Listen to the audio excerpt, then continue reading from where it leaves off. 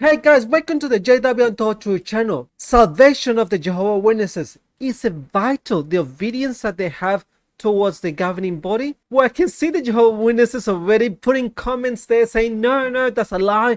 There's no obedience to the governing body. The governing body is just a channel that Jehovah speaks to us, and it's the ones that they're making sure that everything is going fine. But no, there's no obedience towards the governing body. It's actually towards Jehovah God that we have the obedience to. This is what the Jehovah Witnesses will be typing already in the comments. But the governing body doesn't think so. They assure the Jehovah Witnesses through the brainwashing information, through the JW.org and the watchtowers and the JW broadcasting, that obedience to the governing body is a requirement, it's a must for their own salvation. Oh yes, it is so. I got the proof here. Let's have a look at the following information we have here. When a Jehovah Witnesses lie on your face saying we do not have to obey the governing body, well, now you got 100% proof to show them that the governing body thinks otherwise. Let's have a look at the information we've got here. So just in case you don't know the Jehovah Witnesses, these are the governing body. Now we've got 11 of these dudes. Yes, dudes. Women are not allowed to be governing body. That is a no for Jehovah God. So we've got the 8 plus 3 new ones. As you can see them here in a pyramid structure, and they all have the same saying. They all vote for the changes and things like that. The Jehovah Witnesses do not have one leader. They got 11 now, and it can fluctuate from 8, 5, 7, 11, 12. There is no particular number, but yes, it has to be a man. So let's have a look at this information regarding obedience to get salvation, obedience to the governing body. So let's have a look at all the brainwashing information they have spread through their website, publications, and videos. Let's have a look at this amazing information. I'm going to show you some watchtowers and some clips as well, so we can cover the whole aspect of the obedience to the governing body to gain salvation. So to start off, we're going to see the watchtower of April the 1st, 1986, page 223. This watchtower is called the Bible, God's Word, or Man's ? So let's have a look at these quick 2 quotes that we've got here. So the first quote says, approved association with Jehovah's Witnesses requires accepting the entire range of true teachings of the Bible. True teachings, because what is already been taught in these watchtowers is not true anymore. So it's true for the time that they printed this watchtower. It's not true anymore. But for this part of it, it's still true. Including those scriptural beliefs that are unique to Jehovah's Witnesses. That there is a faithful and discreet slave upon earth today, entrusted with all the Jesus' earthly interests, which slave is associated with the governing body of Jehovah's Witnesses. So here are saying that to be a Jehovah Witness approved, you must adhere, you must believe and accept all the beliefs that Jehovah's Witnesses have, unique to themselves, plus that they believe in the faithful and discreet slave that has been entrusted by Jehovah and Jesus Christ, and this faithful and discreet slave is the governing body of Jehovah's Witnesses. So governing body and faithful and discreet slave goes together. Second watchtower, we've got the watchtower January the 1st, 2006, page 29. Let's have a look at the quote they have here. When it comes to pure worship, it is vital that we look to Jehovah for direction and cooperate with the faithful and discreet slave. So here it's saying to worship Jehovah, you must look for the direction of the faithful and discreet slave, which is the governing body, the Jehovah's Witnesses leaders. Another watchtower, August the 15th, 2014, page 25. Let's have a look at the quote here.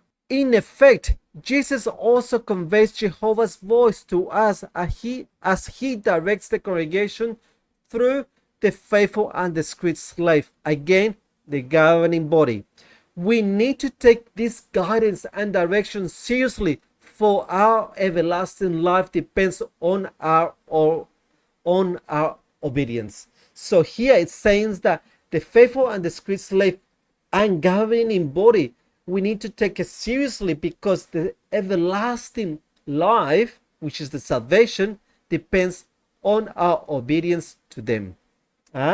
So nicely how they just go one by one until they're saying that the obedience must be to the governing body. Now we're going to the Watchtower, July the 15th, 2011, page 28. Let's have a look at the quote here. So here says, we can enter into Jehovah's rest or join him in his rest, which is the plans that he has, by obediently working in harmony with his advancing purpose as it is revealed to us through his organization. On the other hand, if we minimize the Bible-based counsel that we receive through the faithful and discreet slave governing body, choosing to follow an independent course, meaning we don't obey the governing body, we will be placing ourselves at odds with God's unfolding purpose. This could endanger our peaceful relationship with Jehovah, meaning that if we don't follow or we don't obey the governing body, the faithful and discreet slave, we might not be in Jehovah's plans, which is our salvation. Now we're going to go for our Christian Life and Ministry, December 2018, page 4. Let's have a look at the beautiful quote we have here with an amazing picture. So it says here, obey. The congregation prosper when they follow the direction from the governing body. Here they're not using the faithful discreet slave. They're not using Jehovah's organization or Jehovah's trusted faithful and discreet slave, the governing body. Here they're just going to the governing body. Don't worry about the other terms. And the picture says, a congregation listens to the decision of the governing body. So to recap, we got 7 points here so far. To be a proof Jehovah's Witness, we must first accept all teachings. Second, accept the faithful and discreet slave, the governing body. Third, direction and cooperate with discreet slave, the governing body. Number 4, directs the congregation through the faithful and discreet slave, the governing body. 5th, take the guidance and direction as everlasting life depends on our obedience. Again. 6, need to obey the faithful and discreet slave, governing body, to have God's approval. Number 7, obey the direction from the governing body. So there we go. Very clearly here. 7 points. So as a Jehovah's Witnesses, now you might be thinking, oh well, the Watchtower might have said this, but the governing body has never ever in history come out and make a statement saying we must obey the governing body. They've never made a video. They never made such a statement. The Watchtower, maybe we've got the proof here, but the governing body definitely has never come out to make a video and speak such things. Well, let me show you these clips now. This is gold. This is priceless. So guys and girls, get your popcorn ready and your Coke, because this is gonna be amazing video clips. Let's have a look at a few video clips very quickly. So here we've got the 2021 annual meeting, the governing body, Mark Anderson. Let's have a look what he has to say about obedience to the governing body. How vital it is, brothers, that we continue to recognize Jehovah's channel for receiving spiritual food. At that time, life-saving direction that we receive from Jehovah's organization may not appear practical from a human standpoint. All of us must be ready to obey any instructions we may receive whether these appear sound from a strategic or human standpoint or not. So to recap what Mark Sanderson just said is that to recognize Jehovah's channel, which is the governing body, life-saving direction, not even if it's not practical from the human standpoint. So if the governing body says anything, even if it sounds crazy, it is a life-saving direction. So you must obey. And all of us be ready to obey any instruction from Jehovah's channel, which is the governing body. All right, we got the second video here. Is the 141st Gilead graduation, Brother Ralph Walls. Let's have a look what he has to say about obedience to the governing body. All of us today need to see the cloud as we get closer to the Great Tribulation. The time is now when we have to obey and not ask, why did they make that decision? As one traveling overseer said, don't put a question mark where Jehovah puts a period. So Ralph Walsh just said, we have to obey. Don't ask why. And don't question decisions that Jehovah has already made.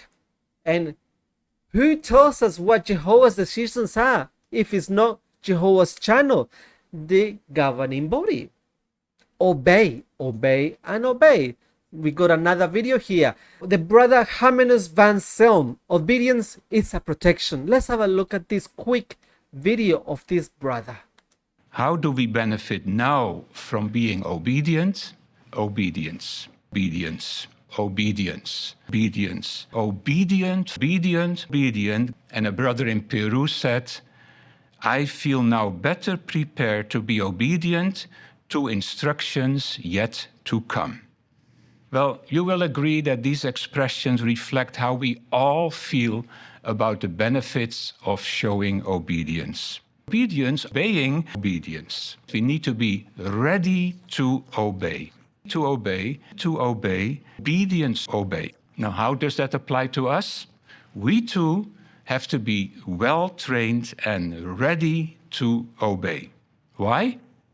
Because the obedience that we develop today will help us to obey life-saving instructions that we will receive from God's organization in the future. Showing obedience will be our protection. Train ourselves in being obedient, ready to obey. So was that clear enough for you guys? Obey, obey, obedience, obey, obey, obey, obedience. Be ready to obey. Learn how to obey. Life-saving direction from Jehovah must be obeyed. I mean, is that clear enough that we must obey Jehovah's channel, the governing body again? Because it's going to be a protection to us. That was so clear. Have they gone as far as to say that Jesus' voice is as of the governing body? Let's have a look at this short clip of Kenneth Flooding. Jesus' voice as the governing body. The governing body could be likened to the voice of Jesus. So when we willingly submit to the faithful slave, we're ultimately submitting to Jesus' authority and direction. So if we're submitting to Jesus, we are submitting to the governing body.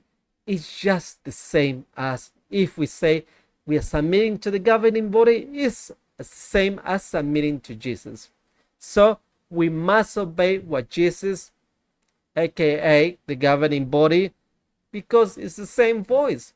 Obey, obey, obey. Thank you guys for watching, and let's have a look what we can obey. What we can find for the next video.